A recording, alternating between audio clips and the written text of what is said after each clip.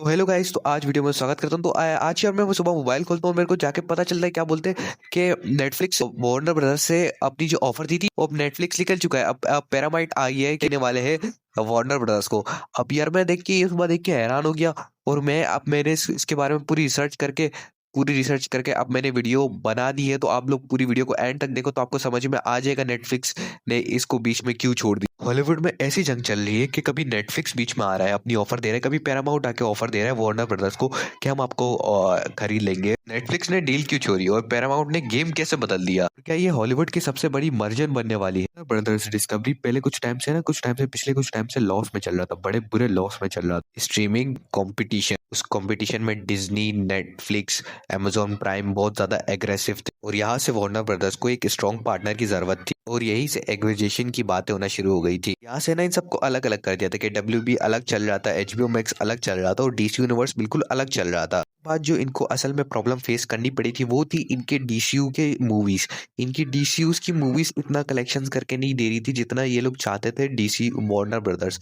और जो भी मतलब जब जैक स्नाइडर थे तब DC यूनिवर्स अच्छा तो मूवी से रेन्यू कर रहा था, लेकिन अब बात ये थी कि अगर जैसा उसके अंदर अगर जैक स्नाइडर अपनी मूवीज जैसे कि प्लान करके आए हुए थे, मैं ऐसी मूवीज डायरेक्ट करना चाहता हूँ, और वैसे ही जब वो अपनी मूवीज को डायरेक्ट कर रहे थे, अगर वार्नर ब्रदर्स उनकी मूवीज पे टांग नहीं अड़ाते तो वो अच्छी मूवीज उनकी बन सकती थी।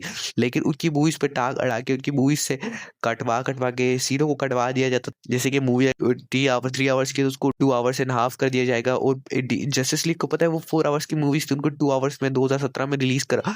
और उसके बाद DCU प्रॉपर पूरा ही रिबूट हो गया क्यों उसमें प्रॉपर वो मूवी ने अपना बजट ही रेवेन्यू दोबारा नहीं कर। और यहाँ से असल में वार्नर ब्रदर्स को लॉस होना शुरू हुआ।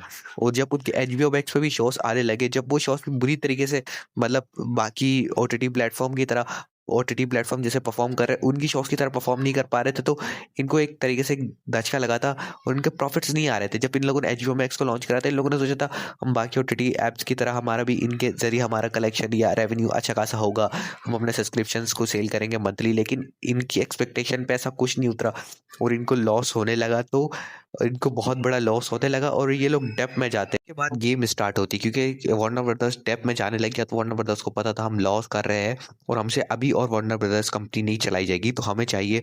वार्नर ब्रदर्स ने प्लान बनाया है कि हम बेच देते हैं, जैसे कि DC एंड HBO मैक्स को हम सेल कर देते हैं, बाकी अपने टीवी वगैरह जो भी चैनल्स वगैरह है वो अपने पास रखेंगे।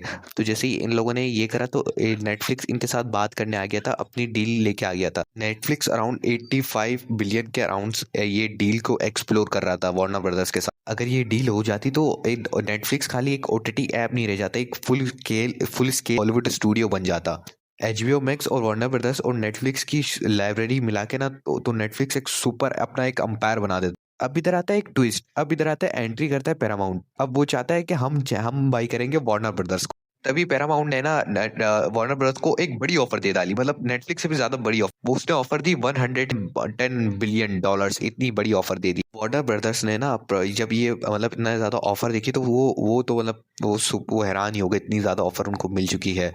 जिनके भी शेयर्स है ना वार्नर ब्रदर्स के, अब उनको असल में शेयर्स के ऊपर हाई प्राइस मिलेगा क्योंकि अब वार्नर ब्रदर्स वैसे ही सेल होने वाला है। तो जाहिर सी बात है अब जो कंपनी ले रही है अब वो जाहिर सी बात है जितना महंगा ले रही है तो उसके अकॉर्डिंग उसको शेयर्स जब खरीदेगी तो उसके रिलेटेड उसको ज़्यादा पैसे देने पड़ेंगे। ये स्ट्रांगली वार्नर ब्रदर्स के साथ मर्जर भी हो सकते हैं क्योंकि ये बहुत बड़ी एक मूवी स्टूडियो है।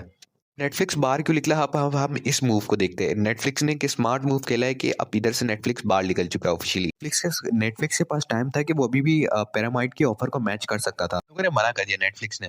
और ये ऑफिशियली उनका जो रीजन था, मतलब फाइनेंशियली ये अच्छा सही नहीं था क्योंकि ये बहुत महंगा था, मतलब इसके रिलेटेड बहुत ज्यादा नेटफ्लिक्स अपने बजट से बहुत ज्यादा नहीं पैसा इन्वेस्ट कर सकता था। नेटफ्लिक्स चाहे तो इन्वेस्ट कर सकता था, लेकिन नेटफ्लिक्स ने सोचा ये बहुत बड़ा रिस्क, मतलब इतनी बड़ी डेडली रिस्क लेना सिंपली किसी की समझ में नहीं आता है। खुद हैरान हो गया कि अचानक से नेटफ्लिक्स का स्टॉक गिरने के बजाय वो बेहतर हो गया। इन्वेस्टर्स को लगा नेटफ्लिक्स ने एक बिल्कुल स्मार्ट मूव का खेला है। रेगुलेटरी रिस्क, अब ये मैं तुम्हें एक्सप्लेन करूंगा, इसको तुम्हें बहुत गौर से सुनना है। ये रिस्क किस बारे में है? असली सवाल है क्या ये डील अप्रूव होगी? US रेगुलेटर्स, इतनी बड़ी मीडिया डील हमारे अकॉर्डिंग इतने आसानी से हरी झंडी मिल सकती है कि नहीं मिल सकती इस डील को? और इसमें एक रिस्क है कि हॉलीवुड में कंपटीशन कम हो जाएगा। इस डील को अप्रूवल मिल जाता है तो ये हॉलीवुड का पावर स्ट्रक्चर पूरी तरीके से बदल देगा। बात करेंगे अब इंडस्ट्री के अंदर क्या इम्पैक्ट। अगर पैरामाउंट और वार्नर ब्रदर्स मर्ज हो जाते हैं, एचबीओ प्लस पैरामाउंट, इसमें इनके पास है ना बड़ी बड़ी बहुत बड़ी कंटेंट लाइब्रेरी हो जाएगी, मतलब next level. Stronger box office power, इनके पास बॉक्स ऑफिस के ऊपर एक बड़ी पावर आ जाएगी। और यार स्ट्रीमिंग वॉर भी है ना बड़ी तेज हो जाएगी। डिज्नी और अमेजोन प्राइम भी इसको देखते हुए कोई ना कोई स्टेप्स उठा सकते हैं। और अब मैं फ्यूचर प्रेडिक्शन करने वाला हूँ 2026 एंड 2028 के बीच में मीडिया इंडस्ट्री के अंदर है ना कॉन्डुलेशन देखने को मिल सकती है, क्योंकि छोटे स्टूडियोज होंगे ना उनको सर्वाइव करना बहुत मुश्किल हो जाएगा। इसके बीच में हमें ओटीटी के प्राइसेस भी बढ़ने को देखने को मिल सकते हैं, सब्सक्रिप्शन के प्लान। तो दोस्तों ये एक सिर्फ एक डील नहीं है, बल्कि पूरे हॉलीवुड की पावर शिफ्ट हो रही है। नेटफ्लिक्स ने रिस्क अवॉइड करा, पैरामाउंट ने एक बड़ा दाव खेला। अब देखने के फाइनल विनर कौन होगा। तो आप लोग कमेंट में बताओ, क्या नेटफ्लिक्स ने सही करा क्या गलत करा।